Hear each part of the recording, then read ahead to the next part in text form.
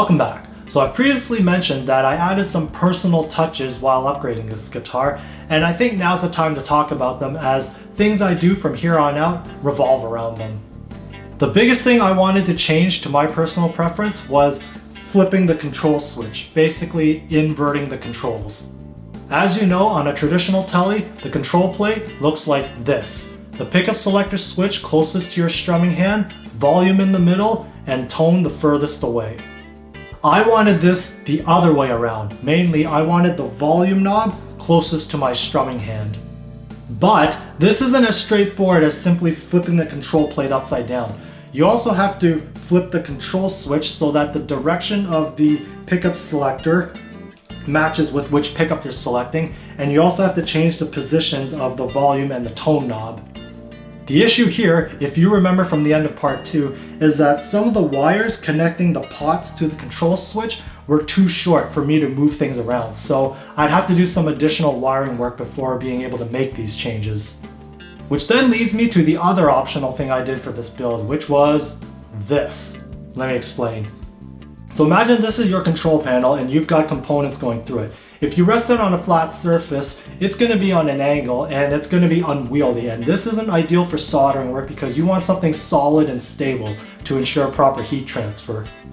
So the idea behind this is something that I actually picked up from Dylan Talks Tone, where he used a piece of wood as a solid work surface for soldering. So I basically followed his example and I created my own work surface here using this spare piece of 2x4. I started off by stenciling out the control plate, then drilled appropriate holes so I could drop the entire control plate with the components attached and it would sit flush on the block. Plus I also drilled holes for the screw holes on the side so I could add screws to stabilize it even further. So in preparation of the next big task, in this case wiring, I intended to reuse the existing components instead of new ones. So I started off by desoldering and cleaning up the lugs on the input jack and a few on the control switch. If you recall from my previous video when assembling this guitar, I'm not very good at soldering at all, and when it comes to desoldering, I've never been able to figure out how to use the pump, so I used a desoldering wick instead. And if you've never used a desoldering wick before, like I did here, don't hold on to it for too long as it heats up and can burn your fingers. Next, I put the control plate on my block and added numerous labels so I knew exactly what was where. It started off wired and positioned in a standard setup, and the plan was to invert it.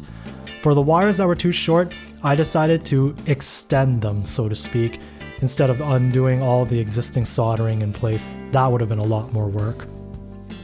So proceeding with my plan, I flipped the control switch, moved the pots around, and extended the wires as needed.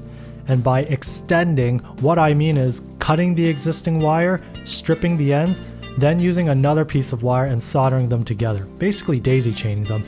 Then covered up the newly soldered joints with the electrical tape.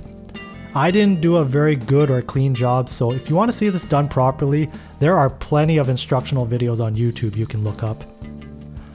Also, the wires for the input jack had to be extended as well due to the shifting of parts, so I did the same thing for those. Once that was all done, I put the control plate back in place and threaded the wires through the cavity, just to double check there was enough slack. And that's it for this video. With regards to the video I mentioned before by Dylan Talks Tone, I've added a link in the description below for reference. Do check out his stuff. He's got lots of great advice for guitar tone and guitar electronics. Other than that, thanks very much for watching, and I'll see you in the next video.